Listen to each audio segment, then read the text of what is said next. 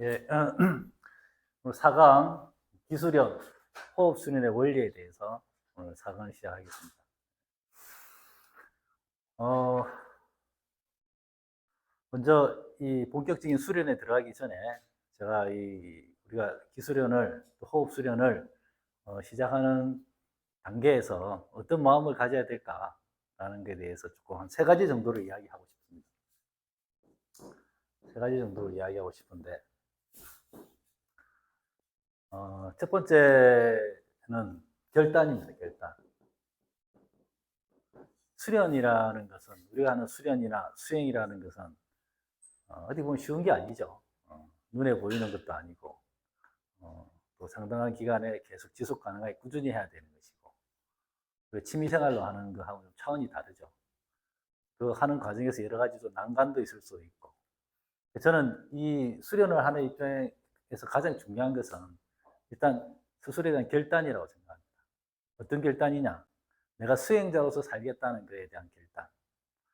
수행자라는 게 우리가 거창하게 뭐 머리를 깎고 뭐 산에 들어가고 하는 그런 게 아니라 자기의 정체성이 수행자로서의 정체성을 살겠다라고 하는 그 결단. 수행자라는 건 뭐예요? 수행자라는 거는 이 우주와 존재의 근원, 그 진리, 그 진리에 이르겠다. 나의 본성을 찾아보겠다. 라는 그런 구도자의 길, 수행자의 길로 살겠다. 라는 그런 정체성을 스스로한테 확립을 하고 결단을 내리는 게 가장 중요하고 첩이다. 출발이다. 이게 없으면 이 지속 가능한 수행을 하기가 사실은 불가능하다. 이렇게 저는 생각합니다. 그래서 이런 수행자로서의 정체성, 이거 스스로한테 계속 끊임없이 묻고 답하고 하는 이런 과정이 수행의 출발에서부터 수행에 이르는 과정까지 계속돼야 된다라고 생각하는 것이죠. 수행자의 어떤 정체성이라는 게, 구도자의 정체성이라는 게 내가 그 진리에 이르겠다. 이번 생의 진리를 깨닫겠다. 그 산 꼭대기 정상에 꼭 오르겠다. 라고 하는 그런 의지, 목적, 목표, 그걸 이야기하는 건 아니거든요. 오히려 그런 것들은 수행에 방해가 된다. 우리가 수행을 하는 데 있어 가지고 수련을 하는 데 있어서 뭔가 깨달음을 얻겠다. 이번 생에 꼭 뭔가를 해야 되겠다. 라고 하는 그 욕심, 그 의도, 그 의지도 우리가 불교에서 말하는 탐진치, 삼도 갈 때 탐욕에 포함된다고 보는 거예요. 불교에서도. 그래서 이제 여러분들이 뭐 수행을 이제 해보시면 아시겠지만 또 뭐 지금도 이제 여러 가지 그런 과정을 겪고 지나고 계시겠지만 그런 어떤 지나친 목적의식과 거기에 대한 열망, 갈망 이런 게 있으면 수행의 진도가 안 나갑니다. 실제로. 처음에는 이제 그런 욕심과 그런 의지 이런 것들 때문에 뭔가 진도가 나가는 것 같은데 이게 어느 순간 가다가 이렇게 정체돼 버립니다. 제 경험상으로는. 왜냐하면 이게 우리가 이제 수련을 한다, 명상을 한다고 하는 거는 달리 이야기하면 우리의 의식 상태, 표층 의식의 그 의식 상태를 가지고 있으면서 우리의 무의식과 심층의 의식으로 들어가서 나를 보는 거거든요. 그게 우리가 명상을 하고 수행을 하는 데 있어서 수행하는 거라고 할 수 있는데 내가 가지고 있는 그런 목적이나 의식, 의도 이런 것들이 너무 강렬하면 그런 표층적인 의식을 벗어나기 힘들어져요. 수행하는 데서. 그래서 뭐 아주 간단하게 뭐 단순한 예로는 이런 것도 있죠. 뭐 내가 이렇게 뭐 저녁마다 이렇게 수련을 하는데 내가 계속 어떤 그 기가 강해지고 경험적으로 새로운 경험들이 생긴다고 했을 때 오늘도 뭔가 또 새로운 경험 또 뭔가 증폭되는 그런 기운을 느끼겠다라는 그런 욕심이나 그런 기대가 강하면 강할수록 그게 들어가지질 않는다 이거. 그러니까 수행자로서 내가 그 과정을 가겠다고 하는 그 자체를 정체성으로 가지고 있어야지. 내가 꼭 그 끝지점에 가겠다라고 하는 그런 목적이나 그런 의도는 오히려 수행에 방해가 된다. 이런 생각이 드는 거죠. 그래서 우리가 그냥 이번 생에는 산 꼭대기까지 가는 게 아니라 내가 갈 때까지 가보겠다. 그런 마음가짐. 내가 하고자 하는 그 수행, 내가 계획한 하루의 그 일과적인 수행들, 뭐 경전을 읽고, 뭐 요가를 하고, 절수를 하고 한다는 그것을 매일매일 꾸준히 하는 것. 그거 자체가 곧 도의 완성이다 이렇게 보는 거죠.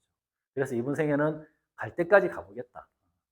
가는 데까지 가겠다라는 그런 마음으로 수행을 할 때, 수련을 할 때 이게 조금씩 발전이 있다 이렇게 저는 보는 거죠.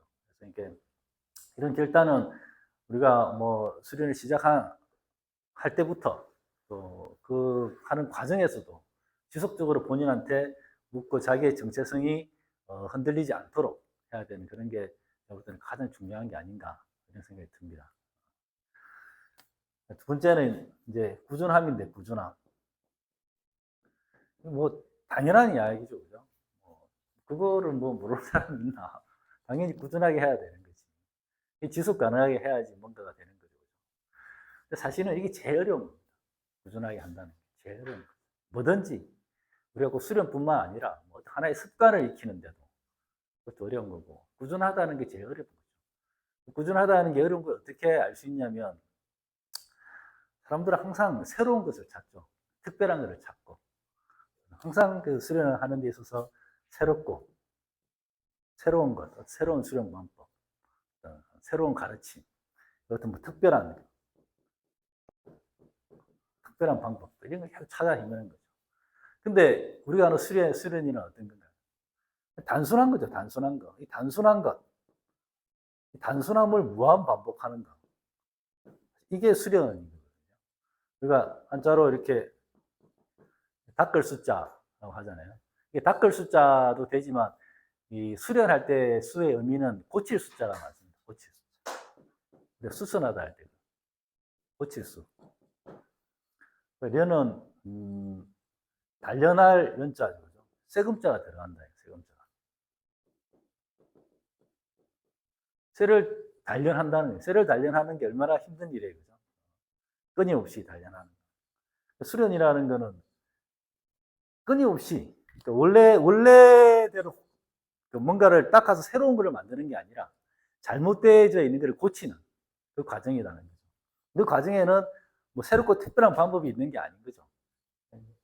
단순한 것을 무한 반복하는 그 꾸준함, 그 꾸준함에서 특별한 게 나온다.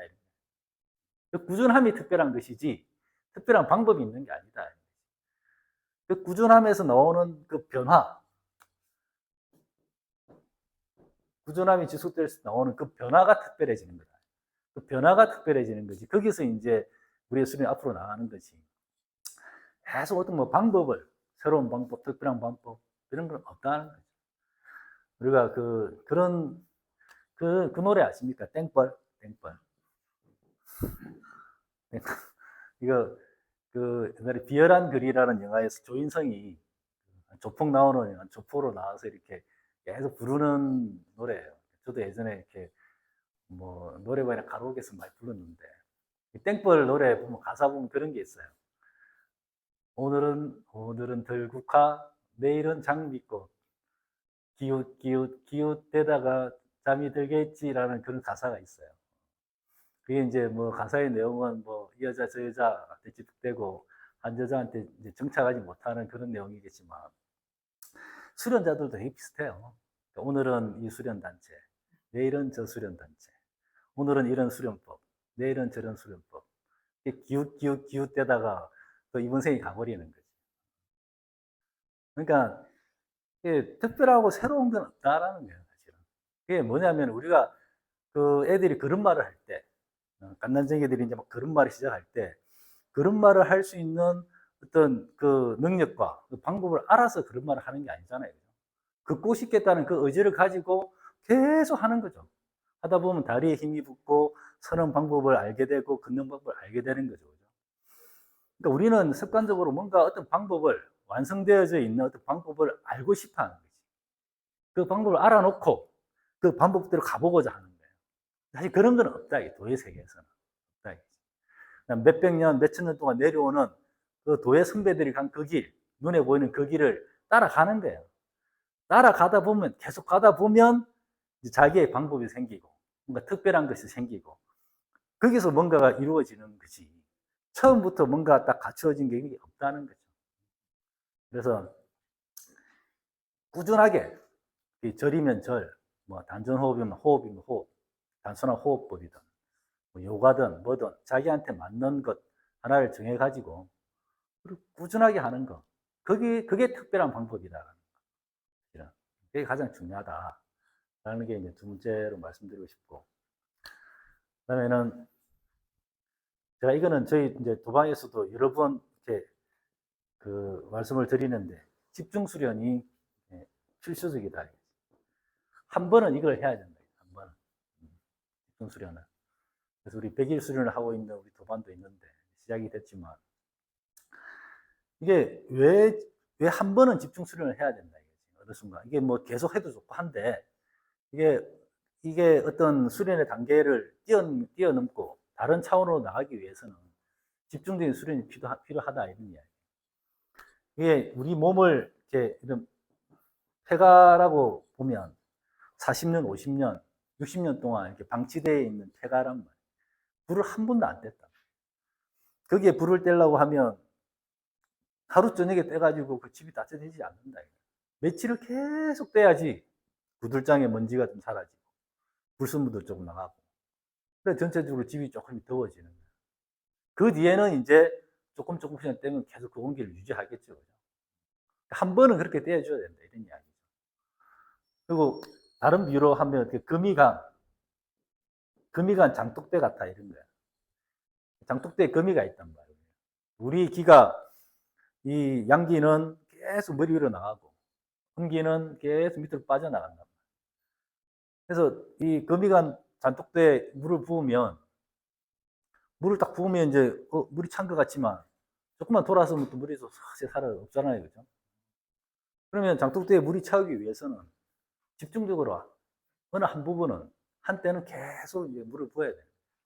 물을 부어서 빠져나가는 물보다 더 많은 물이 쌓일 때, 찰랑찰랑 될 때, 그때 기고서 이제 그 일상적인 수련을 통해서 그걸 유지해 나갈 수 있다 이런 거예요. 그러니까 집중적인 수련은 이렇게 처음부터 뭐 우리가 수련을 시작하는데 처음부터 내가 집중 수련을 딱 비결하겠다 뭐 이런 것보다는 그런 걸 준비하는 단계가 좀 필요하다 이거죠. 집중 수련을 어느 정도 하는 게 어느 정도 하냐? 100일 수련을 한다고 그러죠. 100일 수련. 옛날에 곰과 호랑이가 사람이 되기 위해서 쑥과 마늘을 먹고 100일을 먹었다고 그러잖아요.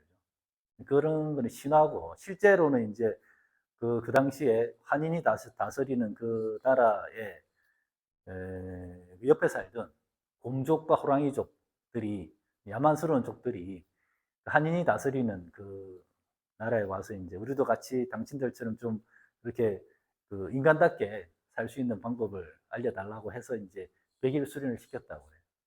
근데 호랑이족은 실패하고 곰족이 이제 성공을 했다라는 그런 이야기인데. 그래서 100일 수련이 필수적이다.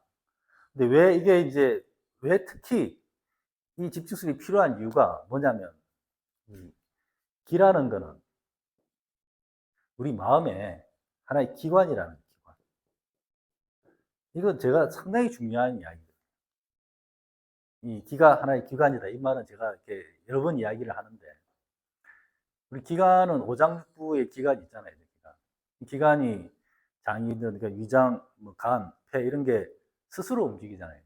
자기가 알아서 기관이라는 거는 자율신경에 스스로 움직인단 말이에요. 기도 하나의 기관이거든요. 우리 몸과 마음을 이어주는 기관이고 그런 성격을 가지고 있단 말이에요. 다시 말하면 기도 지 혼자 스스로 작동한다.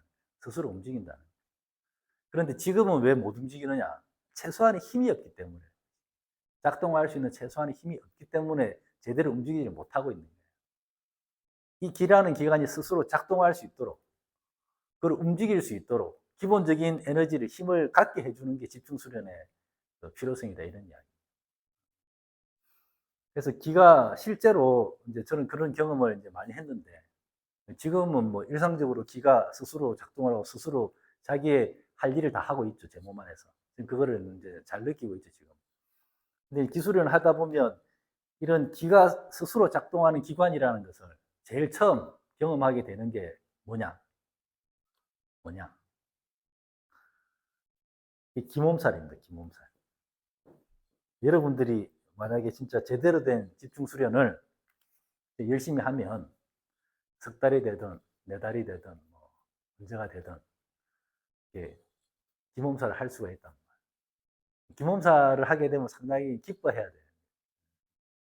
기몸살이 뭐냐면은 아세요? 기몸살이. 예. 기몸살 한다 이런 거 혹시 안 들어봤어요? 선생님 기몸살이라는 게. 어, 어. 기몸살을 하면 진짜 몸살하고 똑같이 아파요. 완전 온몸이 두드려 맞는 것처럼 아픈 거죠. 근데 이제 이게 감기의 증상은 없어요. 기관지, 뭐 기침이라든지 콧물 이런 거는 없는데 완전히 극심한 몸살인 거죠. 저는 한 3박 4일 정도 이제 기몸살을 했었는데, 수련을 본격적인 수련을 한 지 한 7, 8개월 정도 지나서 했는데, 기몸살이 왜 일어나느냐 하면, 기가 스스로 작동을 하기 때문에, 그때부터. 스스로 기운이 충분히 강해졌다고 생각하면, 기가 스스로 작동을 해서, 기가 스스로 작동해서 무슨 일을 하겠어요? 기가 하는 일은 경락을 뚫는 거예요. 막혀있는 경락을 뚫는 거지. 이제 그동안 힘이 없어가지고 움직이지를 못하다가, 수련을 통해서 힘이 생기니까 기가 이제 스스로 작동을 시작하는 거예요. 그래서 이제 경락을 막힌 데를 뚫으려고 하는데 아직까지 힘이 부족하잖아요. 그죠? 그러니까 그 힘을 한 군데 모으는 거지.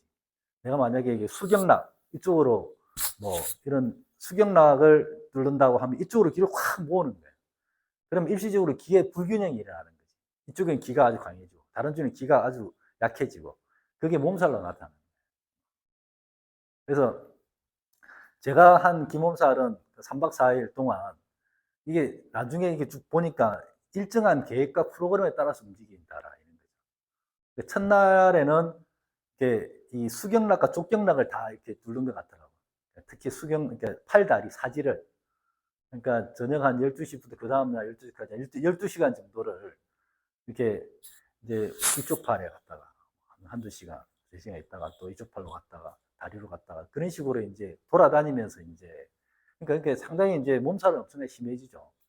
그리고 나중에 뭐 임동맥 말씀을 드릴 텐데 기몸살이 날 때 특징 중에 하나가 이제 그때는 뭐 소주천이 임동맥이 타통이 아주 약하게나마 타통이 됐던 상태인데 그것도 이제 뭐 수련을 하고 집중을 해야지 그 타통된 기운을 느끼는 정도인데 기몸살을 할 때는 임동맥이 엄청나게 세게 돌아요.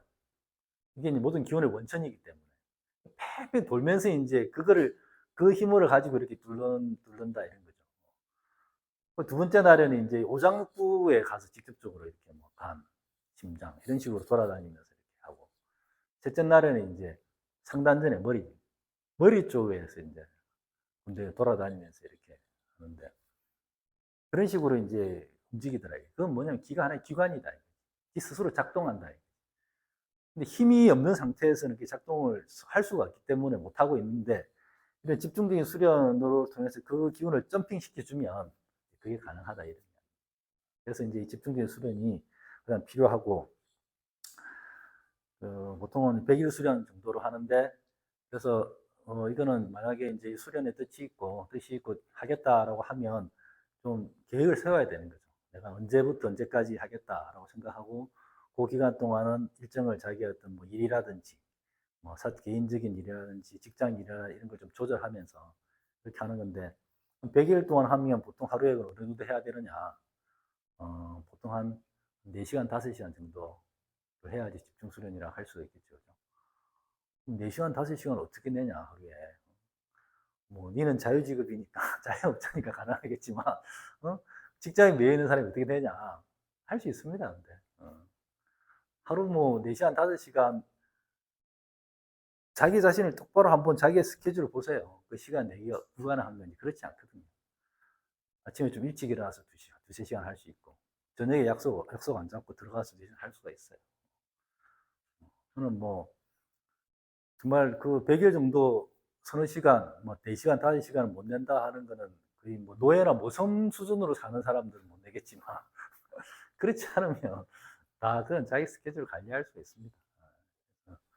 제가 이렇게 수련에 들어가기 전에 앞서가지고 세 가지 우리가 수행자로서의 정체성을 가지고 수행에 대해서 결단을 하는 것, 내가 중요하고 또 어떤 새로운 방법, 특별한 방법이 있는 게 아니라 단순한 수행 방법을 무한 반복하는 그 꾸준함에 특별함이 있다. 그리고 한 번은 집중적인 수련을 해야지 우리가 어떤 단계를 넘을 수 있다라는 거. 세 가지를 말씀드리고 싶고 이게 가장 중요한 겁니다, 오늘. 오늘 그 4강에서 가장 중요한 내용을 다 했습니다. 나머지는 다 여러분도 다 알 수 있을 만한 내용들이고, 뭐 인터넷이나 이런저런 유튜브를 보면 다 나오는 내용들입니다.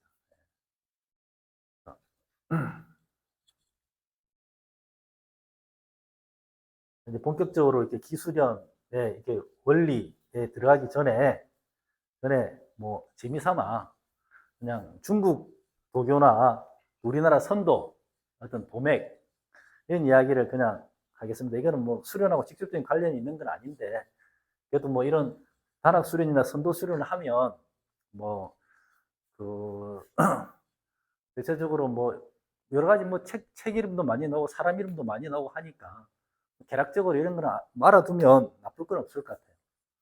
그래서 아주 자세하게는 아니고 뭐 그냥 그 이런 수련자로서 최소한 알고 있어야 될 정도의 수준 뭐 제가 말씀을 드리겠습니다.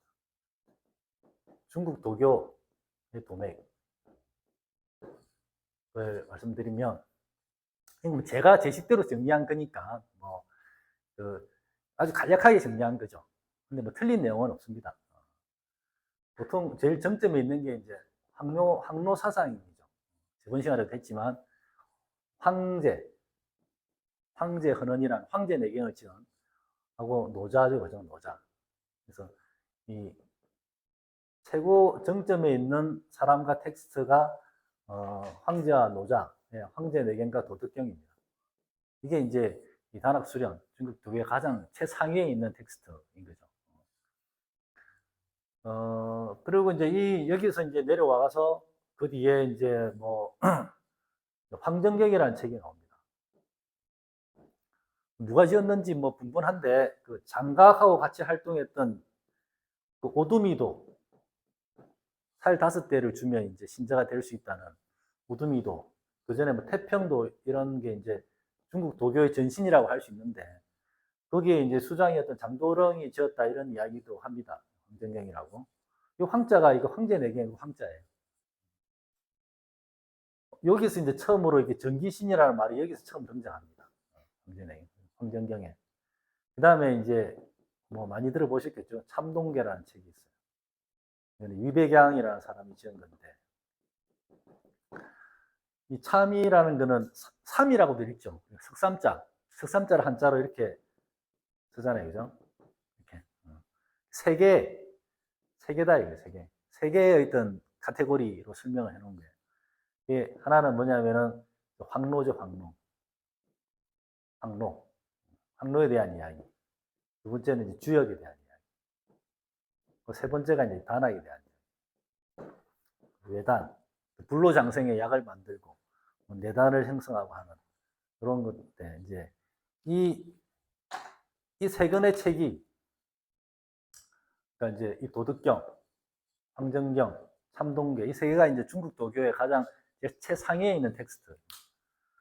이 내용들이 뭐 지금 우리가 이제 공부하고 있는 단학순의 원리가 여기서 나온 것들이죠. 그리고 이제 이런 도교가 이제 제대로 여기서 이제 오두미도나 태평도가 이제 도교의 원류인데 이제 제대로 된 도교가 만들어진 거는 이제 이 종리은이라는 사람이 있어요. 중국의 대표적인 신선인데 뭐 언제 살았는지는 모르는데 대충 한 0세기 정도, 1세기 정도 그 전에 뭐 이때쯤 한나라 때 그때쯤 살았던 사람인데 신선이 됐다고 하죠. 종리건이 이제 여동빈을 만나서 이제 여동빈한테 이제 이 수련의 비법을 전달을 해주죠. 여동빈 들어보셨죠, 그죠? 이 사람 당나라 사람입니다. 여동빈의 스승이 종리건이죠. 두 사람 나이 차이가 한 1000살 납니다. 1000살. 1000살 나는데 어쨌든 만나서 직접 그 이제 가르침을 받고 그래서 이 두 사람이 이 여동빈이 이제 지금 중국 도교의 그 일대 조사입니다. 일대 교조. 중국 도교를 만든 사람이죠. 이 사람을 모시고 도교가 만들어진 거예요. 그 여러 도교 중에 가장 이제 대표적인 게 전진교죠, 전진교. 이게 이제 중국 도교의 가장 큰 메이저한 도교를 일대 조사가 여동빈이라고 할 수 있어요. 이 두 사람이 이제 그 주고 나눴던 그 대화를 쓴 책이 있어요. 이제 단학의 최고봉에 있는 게 종려전법이에요. 종시하고 여시. 이제 종려 전도집이라는 책이 있어요. 이 책이 이제 둘이 문답을 한 것을, 물론 다 후대에 편찬한 책이죠. 그다음 문답한 내용이 이제 도에 대해서, 수련 방법에 대해서 좀 이렇게 우리가 이야기하는 단학 수련의 거의 원형이 여기 다 있어요. 그리고 여동빈이 이제 쓴 책은 이 태열금화종지라고, 태열은 이제 존재의 근원을 말하는 거죠. 태극, 무극 할 때 그 태극. 금화는 이제 우리 내단을 이야기하는 거죠. 단전, 내단. 네, 어떤 최고의 가르침 이런 뜻이겠죠, 그죠? 태열금화종지라는 책이 여동빈이 이제 쓴 건 아니고 뒤에 사람들이 여동빈의 그 이제 구술한 그 내용들 정리를 한 거겠죠, 그죠? 이 책을 그 독일의 유명한 심리 정신분석가 칼 융이 보고 아주 반합니다, 이 책을 보고. 이 책을 보고 이렇게, 그래서 이 책을 번역을 하죠. 독일어로 번역을 한 게 황금꽃의 비밀. 이게 이제 아주 유럽에서 아주 히트를 치는 책이 됐죠. 이거를 번역해가지고. 그래서 전진교는 이제 한 일곱 개 정도의 이제 파가 있습니다. 7개. 우리 뭐 화산파 이런 거 들어봤죠, 그죠? 화산파. 그 중에 제일 큰 게 용문파입니다. 용문파. 전진교 용문파. 여기서 이제 어떤 비법으로 계속 전해져 내려오던 거죠, 그죠? 쭉 내려오던 게 8대 조사에서, 8대 조사가 오충어라는 사람이 이제 명나라 때 사람인데, 양반이 이제 그 결단을 내리는 거죠.